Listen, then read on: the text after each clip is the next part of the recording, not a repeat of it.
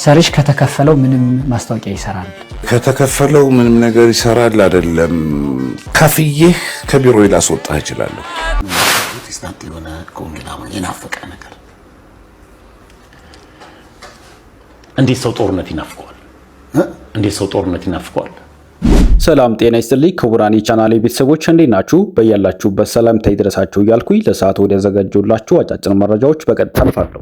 በቀጥታ ወደ አጫጭር መረጃዎቻችን እናልፋለን። በቅድሚያ ለቤቱ አዲስ ከሆናችሁ ይህን ቤት ሰብስክራይብ በማድረግ ላይክ እንዲሁም ደግሞ በመጨረሻ አስተያየታችሁን ኮሜንት ላይ ብታስቀምጡ ደስታችን ወደር የለውም።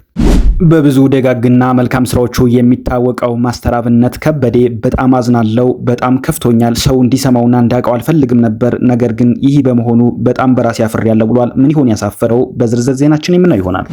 በመቀጠል በቅርቡ ከፕሮቴስታንት ወደ ኦርቶዶክስ የተመለሰው ፓስተሩ ከፓስተር ሶፊ ጋር የነበራቸውን አስቂኝና አዝናኝ ቆይታ ለእናንተ ይዘንላችሁ መጥተናል።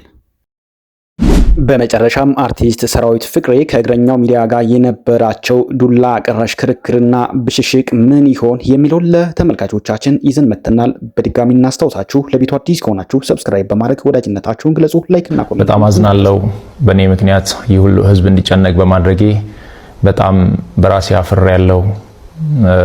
ማንም ሰው ባያቅና ባይሰማ በጣም ደስ ይለኝ ነበር። ያው በአንዴ ወጥቷል፣ ምንም ማድረግ አልችልም። እረዳለሁ፣ በደንብ ይገበኛል። እንደ ወንድማችሁ አይታችሁኝ በጣም ስለምትወዱኝ እየተጨነቃችሁ እንደሆነ በደንብ ይገበኛል፣ እረዳለሁ። በጣም የምትወዱኝ ከሆነ በጣም ለኔ የምትጨነቁልኝ ከሆነ አሁን የሚላችሁን ነገር እንድታደርጉ በትህትና ነው የሚጠይቃችሁ።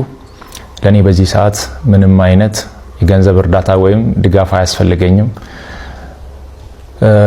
ለኔ በዚህ ሰዓት የሚያስፈልገኝ አሁንም ደግሜ የምነግራችሁ የኢትዮጵያ እናቶች ጸሎት፣ የኢትዮጵያ አባቶች ጸሎት፣ የወጣቱ ጸሎት፣ ሁሉም በየእምነቱ እንዲጸልይልኝ፣ ሙስሊሞች ዱዓ እንዲያደርጉልኝ ብቻ ነው የሚፈልገው። ከዚህ ውጪ ግን ሌላ ነገር የሚሆን ከሆነ ሌላ ህመም እየታመምኩባችሁ እንደሆነ በደንብ እንድትረዱልኝ እፈልጋለሁ። ከምንም በላይ እግዚአብሔር የእናንተን ጸሎት የእናንተን ልማና ሰምቶ እኔን እንደሚፈውሰኝ አምናለሁ። ለኔ የሚያስፈልገኝ በዚህ ሰዓት ላይ ይህ ብቻ ነው። ምናልባትም ይህንን አጋጣሚ በመጠቀም በእኔ ስም የተከፈቱ በጣም ብዙ ፌክ አካውንቶች አሉ። ገንዘብ እንዳይሰበሰብ አደራ ማለት እወዳለሁ። ይህንን መልእክቴ ደግሞ ለሁሉም አድርሱ፣ ጸልዩልኝ። ሌላ ምንም እርዳታ አያስፈልገኝም። አመሰግናለሁ። እንደው ከፕሮቴስታንት የሆነ ኮንግላማ የናፈቀ ነገር